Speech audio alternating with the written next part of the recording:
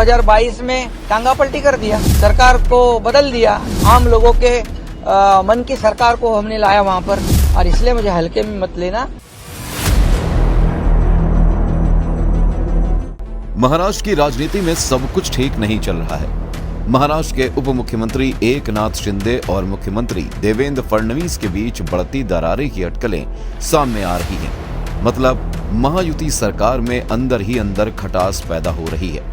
महायुति 2.0 सरकार का नेतृत्व कर रहे सीएम देवेंद्र फडणवीस भी लगातार एकनाथ शिंदे को झटके दे रहे हैं। फडणवीस ने पिछले शिंदे सरकार के कई फैसलों पर ब्रेक लगा दी है।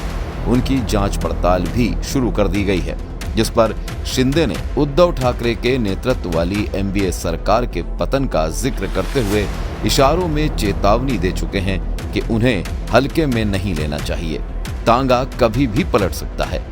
ऐसे में असहजता दोनों तरफ से है, थोड़ी नाराजगी भी दिखाई दे रही है। उधर बीजेपी भी अब इस मनमुटाव को देखते हुए और शिंदे के बयानों को समझते हुए एक नए समीकरण की तरफ रुख करती नजर आ रही है। आने वाले वक्त में महाराष्ट्र की राजनीति में एक नया अध्याय देखने को मिल सकता है। फडणवीस और शिंदे में क्यों तकरार? महायुति 2.0 में जारी तनातनी के बीच सबसे पहले ये समझने की कोशिश करते हैं कि आखिर सीएम देवेंद्र फडणवीस ने ऐसे कौन से फैसले लिए जिसकी वजह से डिप्टी सीएम शिंदे खफा नजर आ रहे हैं। हाल ही के एक फैसले की बात करें तो एमएसपी को लेकर शिंदे सरकार की एक योजना की अब जांच होगी। उसमें अनियमितताएं पाई गई हैं। महाराष्ट्र सरकार ने एमएसपी पर फसल खरीदने वाली नोडल एजेंसियों के लिए पॉलिसी बनाने के लिए पैनल का गठन किया है। सरकार ने ये कार्रवाई किसानों से फसल खरीद के दौरान पैसों की मांग की शिकायत के बाद की है। नेफेड ने इन एजेंसियों की नियुक्ति शिंदे सरकार के दौरान शिवसेना नेता अब्दुल सत्तार की सिफारिश पर की थी। सबसे पहले एसटी महामंडल के लिए 1310 बसों की खरीद के लिए कॉन्ट्रैक्ट को रद्द किया गया। बस खरीदने का फैसला एकनाथ शिंदे ने किया था। फिर जालना के हाउसिंग प्रोजेक्ट दोबारा प्रारंभ करने के लिए सिडको से रिपोर्ट मांग ली। इस प्रोजेक्ट को 2020 में रद्द किया गया था। जब शिंदे सीएम बने तो उन्होंने 900 करोड़ के जालना हाउसिंग प्रोजेक्ट को दोबारा शुरू किया था। फरवरी में ही झुग्गी बस्ती की सफाई, जल निकासी और शौचालय रखरखाव के लिए 1400 करोड़ रुपए के बीएमसी टेंडर को रद्द कर दिया। परियोजना की वैधता और शिंदे की मंजूरी के पीछे की मंशा पर सवाल उठने के बाद जांच के आदेश भी दिए गए हैं। पत्रकारों से बात करते हुए शिंदे ने कहा, मैं एक सामान्य पार्टी कार्यकर्ता हूं, लेकिन मैं बाला साहेब का भी फॉलोअर हूं। ये बात सभी को समझनी चाहिए। जब 2022 में मुझे हल्के में लिया गया तो मैंने मौजूदा सरकार को पलट दिया। शिंदे ने आगे कहा, विधानसभा में अपने पहले भाषण में मैंने कहा था कि देवेंद्र फडणवीस जी को 200 से ज्यादा सीटें मिलेंगी और मिली भी। इसलिए मेरी बात को हल्के में न लें। जिन लोगों के लिए ये कहा गया है वो इसे समझेंगे। क्या कहा पहले आपने कि मुझे हल्के में नहीं ले? ये तो मैंने पहले ही कहा है। जिन्होंने मुझे हल्के में लिया है, मैं एक कार्यकर्ता हूँ, सामान्य कार्यकर्ता हूँ, लेकिन बाला साहब और दिगे साहब का कार्यकर्ता हूँ।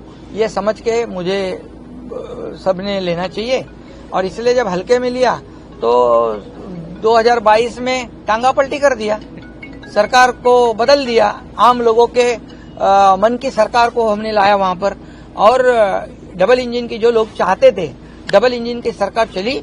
और देखो, मैंने उस वक्त कहा था विधानसभा के पहले मेरे भाषण में कि मैं और देवेंद्र जी 200 से ज्यादा सीटें लाऊंगा, तो 232 सीट आई है, और इसलिए मुझे हल्के में मत लेना। ये इशारा जिनको समझना है वो समझ ले, और मैं मेरा काम करते रहूंगा। रोज आरोप लगा रहे। अब शिंदे का ये बयान ये बताने के लिए काफी है कि शिंदे नाराज हैं, असहज हैं और कोई भी बड़ा कदम उठाने का दम भी रखते हैं। शिंदे की नाराजगी के कारण शिंदे के बयानों के बीच सवाल खड़ा हो रहा है कि क्या एकनाथ शिंदे 2022 में उद्धव ठाकरे की अगुवाई वाली सरकार को पलटाने का हवाला देकर बीजेपी को चेतावनी दे रहे हैं या फिर अपनी अहमियत गिना रहे हैं। राजनीतिक हलकों में जो चर्चाएं हैं उसके अनुसार शिंदे की नाराजगी की एक वजह नहीं है। विधानसभा चुनावों के बाद उन्हें सीएम बनने की उम्मीद थी।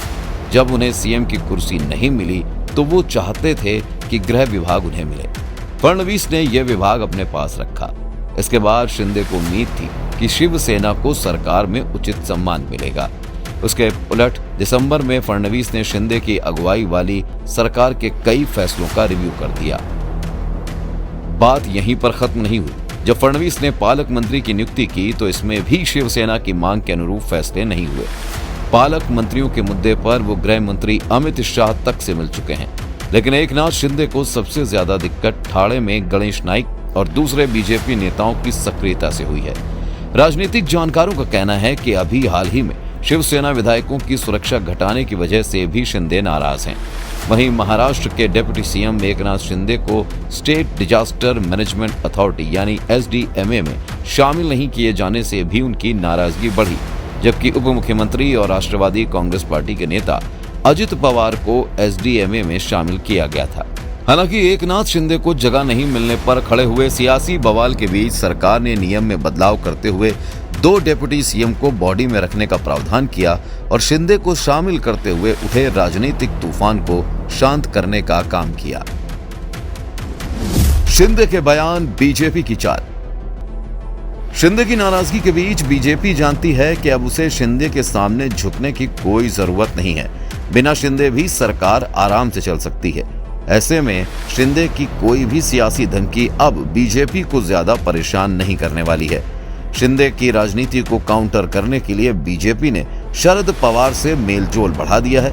दूसरी ओर अजित पवार भी फडणवीस के करीबी बनकर उभरे हैं। महायुति 2.0 सरकार बनने से अब तक मतभेद की खबरों से भी वो दूर ही रहे। अजित पवार ने इस दौरान शरद पवार से रिश्ते सुधारने की पहल की। सूत्रों के अनुसार शरद पवार भी महाराष्ट्र का नेतृत्व अजित पवार को देने के लिए तैयार थे, मगर सुप्रिया सुले के विरोध के कारण वो पीछे हट गए।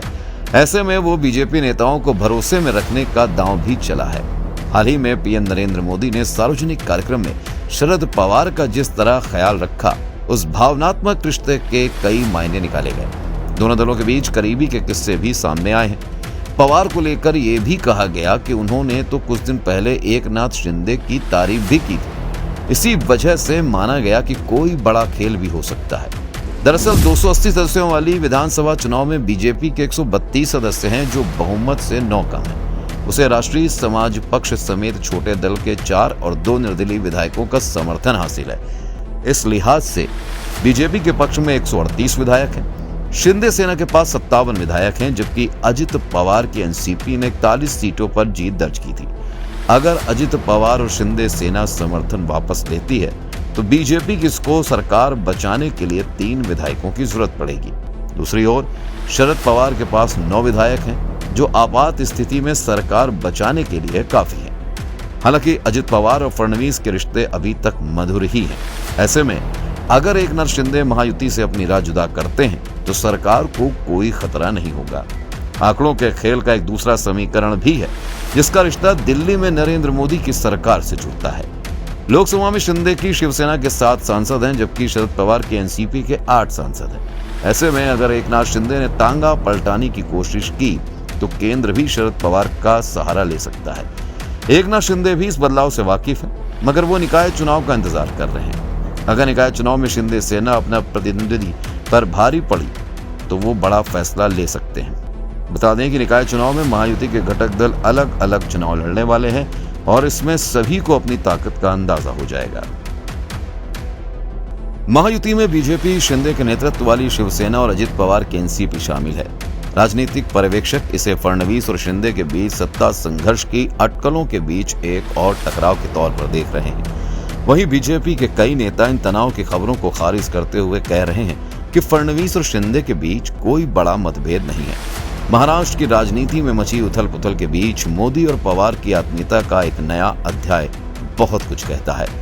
अब देखने वाली बात होगी कि आखिर शिंदे की नाराजगी और फडणवीस से कलह महाराष्ट्र की राजनीति में क्या नया गुल खिलाती है, और क्या एक बार फिर शिंदे पलटेंगे तांगा और बीजेपी आखिर किससे बांधेगी गठबंधन का धागा। Anurag Saxena, special desk, news plus 24/7।